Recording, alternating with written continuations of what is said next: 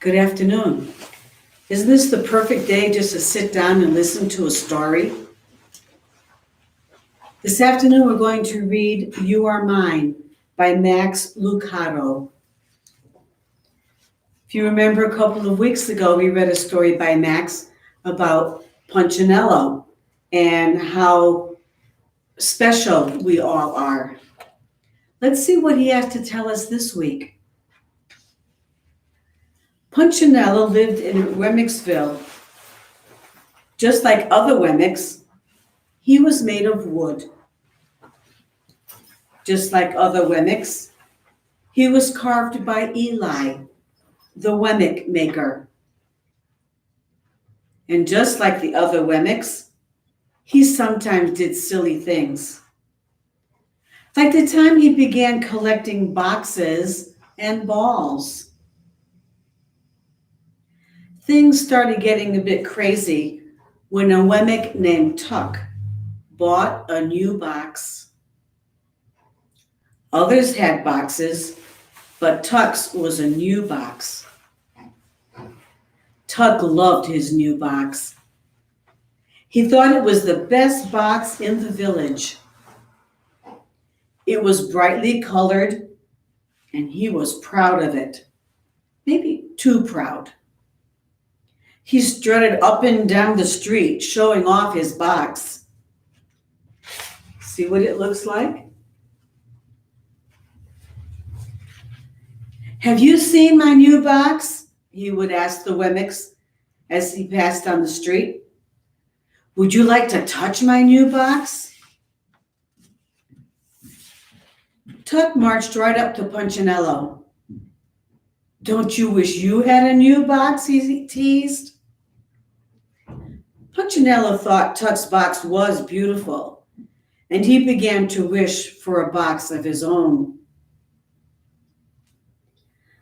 Tuck kept showing off his box, thinking he was better than the other Wemmicks just because he had a new box. Nip, another Wemmick, disagreed. My box is just as good as Tuck's, he said, as he showed off his box to Wemmicks on the other side of the street.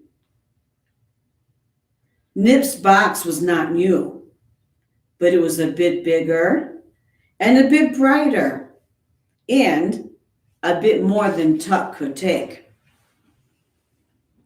Tuck got very quiet and gave Nip a mad look. Then he had an idea. He stepped into a store and bought a ball. Now he had more things than Nip. He had a box and a ball. Nip frowned at Tuck's ball. Nip could do better than that. He bought 2 balls. With a smile on his face, 2 balls and a box in his hands, he marched over to Tuck and smirked. Now I have more than you. But before he knew it, Tuck was in the store buying another box. Then Nip ran to buy another ball. Then Tuck bought a ball. And Nip bought a box. Ball, box, ball, box. Tuck, Nip, Nip, Tuck.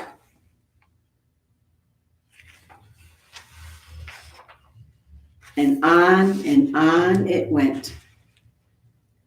Someone could have stopped the whole mess right there. In fact, that's what the mayor tried to do. You two are being silly, he said to Nip and Tuck. Why, who cares who has the most toys? Well, you're just jealous, they replied, because you don't have any. Jealous? Of you? Ha! But within a few moments, the mayor was in the store buying an armful of boxes and balls. Other Wemmicks began to join in.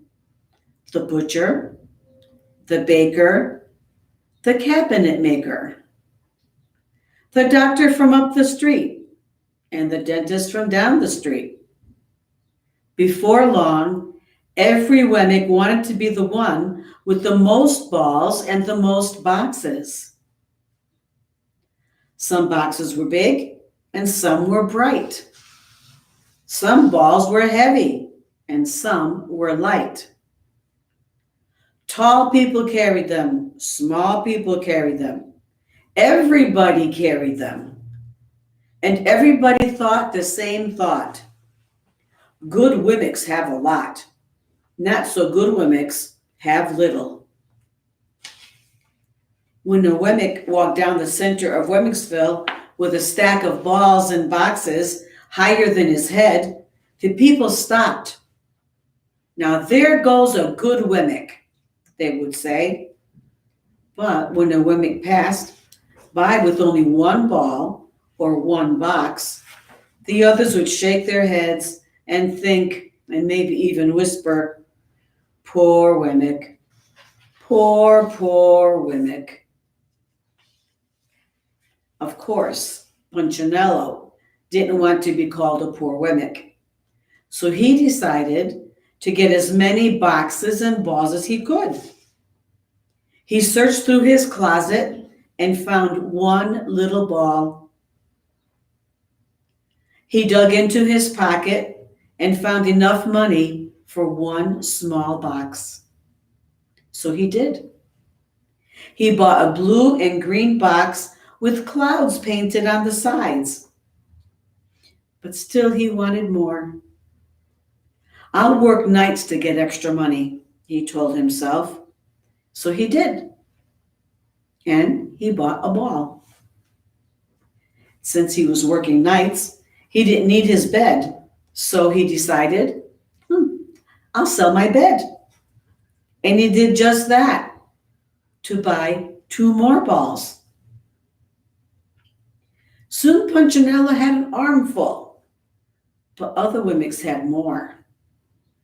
Some of them had so many boxes and balls, they actually had trouble walking.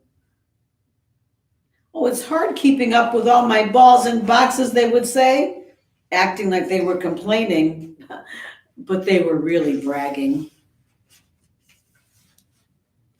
Punchinello wanted to be like these Wimmicks, so he sold more stuff, and he worked more hours.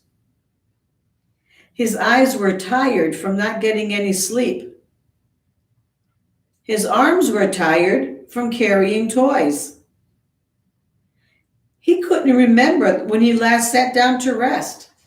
And worst of all, his friends couldn't remember when Punchinello last came to play. "We haven't seen you for a long time," his friend Lucia said to him one day. "Why don't you come and play again?" asked his buddy Splint. Not everyone cared about boxes and balls. Punchinello's friends didn't. But Punchinello cared more about having boxes and balls than he cared about having friends. "Oh, I've got work to do," he would tell them. And his friends would sigh. Punchinello didn't care. He only cared what the other box and ball people thought. And no matter what he did, he couldn't buy enough things to get their attention. Finally, he had an idea. "I will sell my house," he decided. "That's crazy," cried Lucia. "Where will you live?" asked Splint. Punchinello didn't know, but he didn't care. All he could think about was the boxes and balls so that he would have all that money. So he sold his house. He bought boxes and boxes and boxes and balls and balls and more balls. He carried so many toys, he couldn't see where he was going. His stack went way above his head. But he didn't mind. So what if his arms were ached? So what if he kept walking into walls? So what if he had no friends? He had boxes and balls, and when he passed Wemmicks, they would turn and say, "Wow, he must be a good Wemmick." Punchinello heard them. He couldn't see them, but he heard them, and he felt good. "I'm a good Wemmick," he thought. But then somebody changed the rules. It was the mayor's wife. She was very proud of her boxes and balls.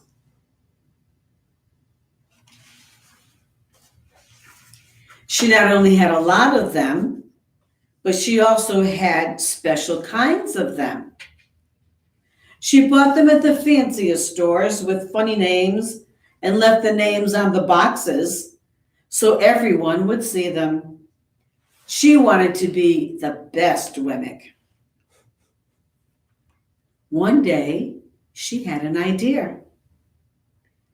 Not only will I have the most, but I will have the highest. So she climbed on top of one of her boxes and shouted, "Look at me, everybody." Immediately, all of the box and ball people tried to outdo her. One climbed on a fountain, another on a balcony, and then another onto a roof. It was the mayor, however, who spotted the mountain.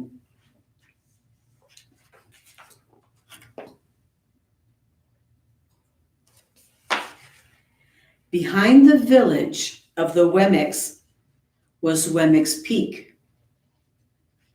"I'm going to the top of the mountain," he shouted, hoping to get there first. The race was on to see which Wemmick would have the most and climb the highest. Wemmicks loaded with boxes and balls began running up the mountain. It was a crazy, crazy race. Since the wooden people couldn't see where they were going, they bumped into each other.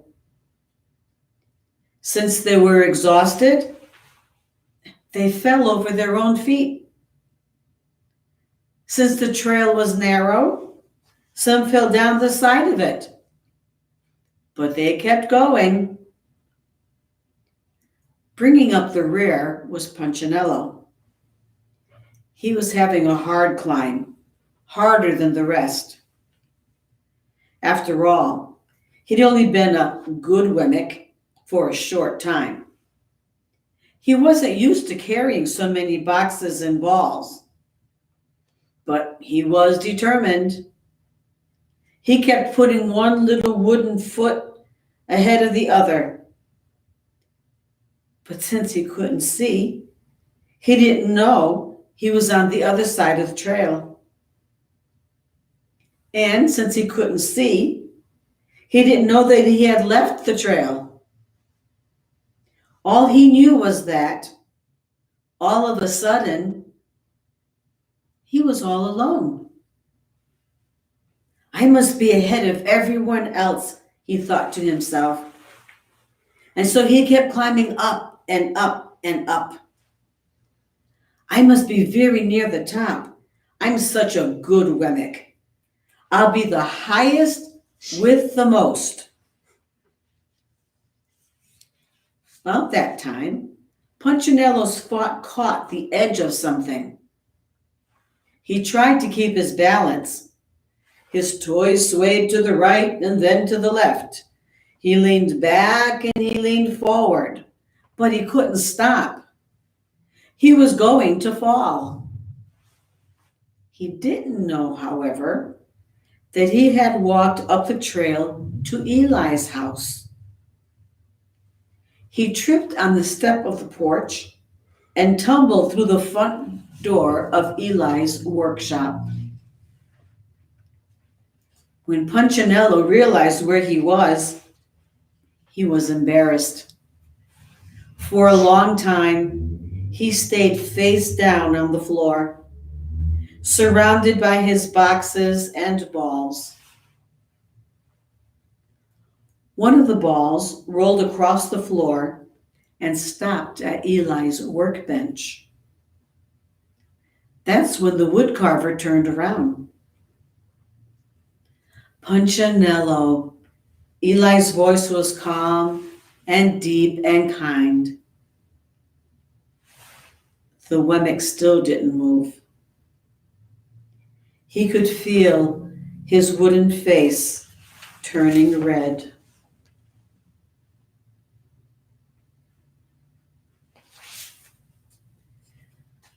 Looks like you've been carrying a big load. The weary Wemmick climbed to his knees, but kept his head low. These are my boxes and balls, he said quietly. Do you play with the boxes and balls? Asked Eli. Punchinello shook his head. Do you like boxes and balls? I like the way they make me feel. Important. And how do they make you feel? Important, Punchinello answered, still with a small voice.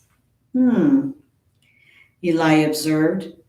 So you've been thinking like the other Wemmicks.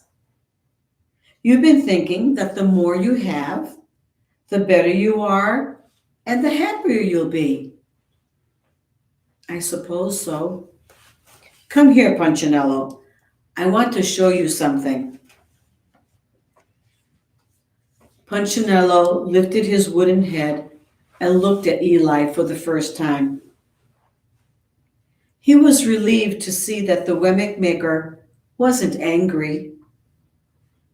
Punchinello followed Eli over to the window. Look at them, Eli said. Punchinello looked out the window at the swarm of Wemmicks still climbing the mountain. They were tumbling, stumbling, fighting each other, even elbowing each other to get ahead.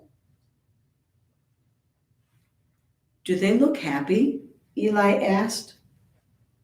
Punchinello just shook his head. Do they look important?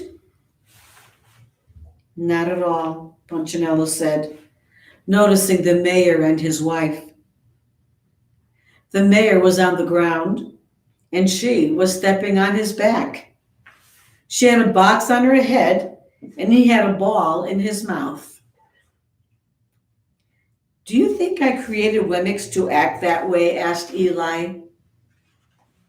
No. Punchinello felt a big hand on his shoulder. Do you know how much your boxes and balls cost you? My books and bed, my money, and my house. My little friend, they cost you much more than that. Punchinello was trying to remember what else he had sold when Eli continued. They cost you happiness. You haven't been happy, have you?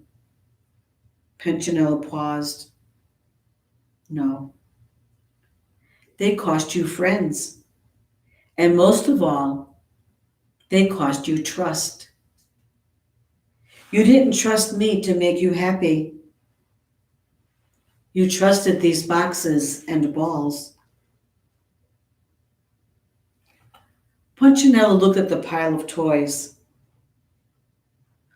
All of a sudden, they didn't seem so valuable.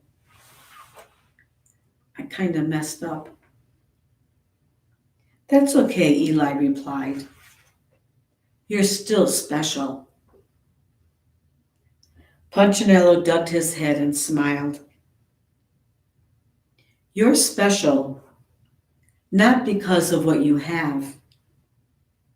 You're special because of who you are. You are mine. I love you. Don't forget that, my little friend. I won't, Punchinello smiled. Then he paused and asked, Eli? Yes. What should I do with these boxes and balls? Perhaps you should give them to someone who really needs them. Punchinello turned to leave, but stopped again. Eli? Yes. I don't have a place to sleep. Eli offered, Would you like to sleep here tonight? I sure would. I'm very tired. And so that night, Punchinello slept on a bed of wood shavings. He slept well.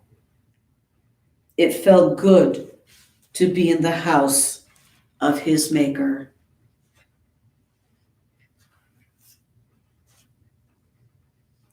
A lot of things to think about, don't you think?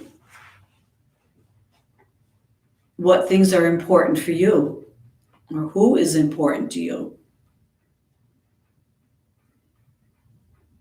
Think about it. Have a good evening and a great weekend.